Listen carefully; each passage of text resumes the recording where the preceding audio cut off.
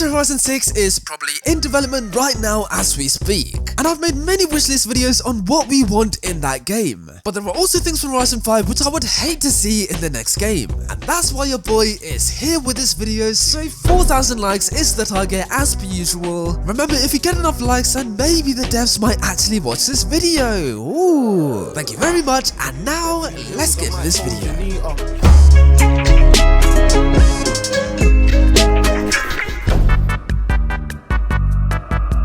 Now, when Forza Horizon 5 was announced to be in Mexico, a lot of people were very confused. But at the same time, we were also excited because we're going to see modern elements in the map like Mexico City. But in reality, Forza Horizon 5 actually feels very ancient. It's like all the infrastructure and buildings are very old-fashioned apart from the hotel. And yeah, man, it genuinely feels like you traveled back in time when you're driving on this map. Like, doesn't this not feel like the 90s? And yeah, man, when the map is old-fashioned, the game does not feel very current. Oh, and also, Guanajuato is very weird as well. It's a very minuscule city. I mean, don't get me wrong, it's very colourful and beautiful, but this is meant to be the main city of the game and it does not feel like it whatsoever. Honestly, man, Byron Bay was probably bigger than this. But if you compare Guanajuato to a city like Surfers Paradise or even Edinburgh, those cities was just so much better. I mean, they felt so much more modern and current, and driving through there actually felt cool. Like, people actually wanted to go to those cities. But yeah, I compare this to Guanajuato and I haven't seen anybody genuinely excited to go to Guanajuato. It's just like a city in the game. So yeah, man, I really hope that with Forza Horizon 6 the map is very modern with a big modern city, because that would be amazing. Now, if you thought the economy in the real world was bad, then have a look at Forza, because oh my days, it is bad. As the prices of the cars don't make sense whatsoever. Because if I go to the auction show and I look for an Abarth 695, then how much is it gonna go for? Yep, someone's bid 11 million credits for this car, and oh my day, how is it this expensive? But if you compare the price of this car to something like a Porsche Taycan S, then yep, this car is really cheap. What about an Acura NSX? How much is this gonna go for? And yep, it's around the same price for a supercar. Like, what is this? DeLoreans are also a multi-million-dollar car, even though these were seen in like the old Forza Motorsport games. And a Mercedes AMG GT on the auction house doesn't even exist. But you can easily get a Mercedes AMG GTR for like 30 grand easily. How on earth can you get a Dodge Viper for 10? Actually, you know what? I'm gonna bid on it. I don't care. And just like that, I won the cover car for Forza Horizon 1 with just 10,000 credits. What kind of economy is this?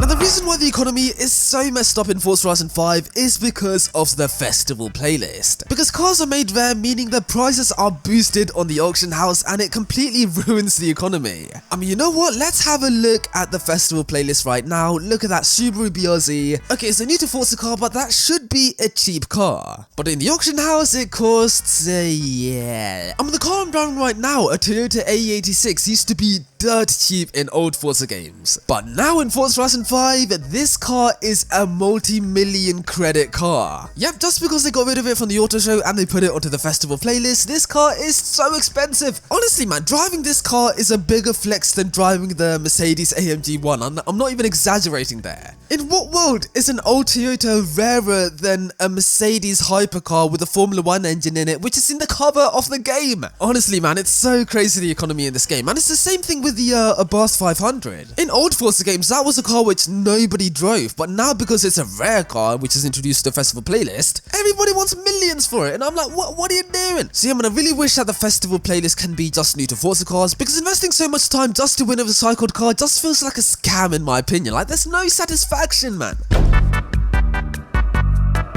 Okay, now this used to be a funny thing that we used to joke about, but now it's just a full-on joke. The Forza Aero, it has to go, blood. It has to go. I mean, we've had this style of Forza Aero for, I think, over 10 years. And yeah, man, it's lived its time and it has to go, okay? Nobody genuinely likes the look of this. And that's the thing as well. It's not only the fact that the Forza Aero is ugly, but it actually used to look good. Because in the old Forza Motorsport games, the Forza Aero actually looked really clean. And then now you have this monstrosity, and I don't know why they downgraded. Like, what are you doing? Yeah, man, even with the built from the ground up Forza Motorsport game, that also has this current style of Forza Aero. So I really hope that the devs acknowledge how much we hate this Forza Aero and they actually do something about it, because I cannot stand this, man. We need new Forza Aero in Horizon 6. Come on, guys.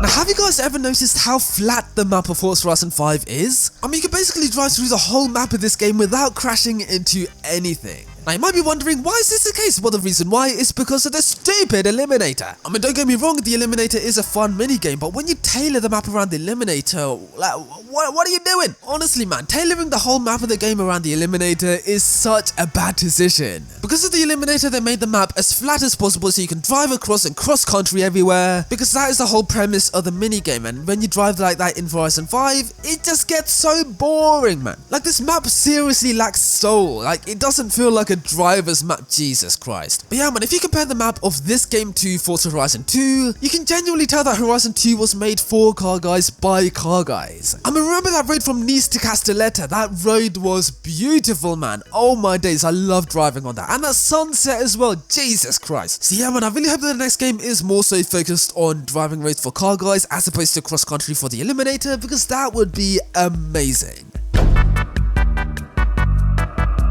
Now, Forza Horizon 5 is meant to be a festival racing game, so there's a lot of music, of course. But outside the festival, the atmosphere is so dead. This is because of the lack of pedestrians, the lack of infrastructure, and of course, the huge lack of traffic cars. I mean, it's so rare to come across a traffic car. I mean, there's one to the left, and then when's the next one gonna come up? Oh, and would you look at that, I found one traffic car. Yay, in like 10,000 hours. So yeah, man, traffic cars are really hard to come across in this game, but if you compare this to Driver San Francisco, there were traffic cars everywhere and it added so much atmosphere and I loved it. Oh, there's 2 traffic cars there, that's a record. So yeah, man, Playground Games really needs to focus on the atmosphere in the next game, and a good way to do so is by adding more traffic cars into the game, so please add that into, okay, make them not stupid though. So yeah, man, I really hope we see more traffic cars in Horizon 6 because that would be beautiful. I would love that so much. This is what the map of Forza Horizon 5 looks like. Yep, it's a very diverse looking map, isn't it? Yes, it is, but when you're driving it in Forza, yeah, whoa!